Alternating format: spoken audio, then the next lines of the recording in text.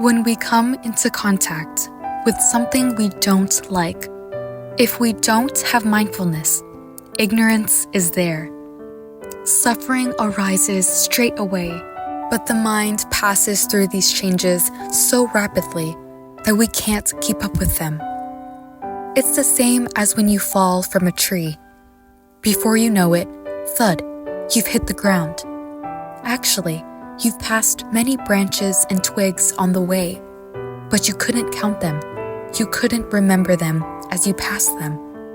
You just fall, and then thud. The paticca samuppada is the same as this. If we divide it up as in the scriptures, we say ignorance gives rise to volitional activities. Volitional activities gives rise to consciousness. Consciousness gives rise to mind and matter. Mind and matter gives rise to 6 sense spaces. The sense spaces gives rise to the sense contact. Contact gives rise to feeling. Feeling gives rise to wanting. Wanting gives rise to clinging. Clinging gives rise to becoming. Becoming gives rise to birth. Birth gives rise to old age, sickness, death, and all forms of sorrow. But in truth, when you come into contact with something you don't like, there's immediate suffering. That feeling of suffering is actually the result of the whole chain of paticca samuppada.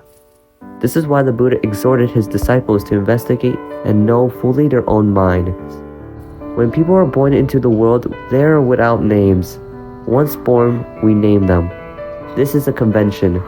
We give people names for the sake of convenience, to call each other by. The scriptures are the same. We separate everything with labels to make studying the reality convenient.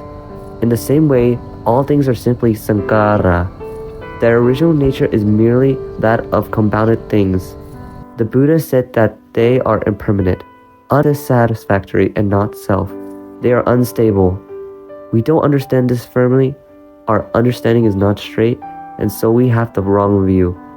This wrong view is that sankhara are ourselves. We are the sankhara, or the happiness and unhappiness are ourselves. We are happiness and unhappiness. Seeing like this is not full, clear knowledge of the true nature of things. The truth is that we can't force all these things to follow our desires. They follow the way of nature.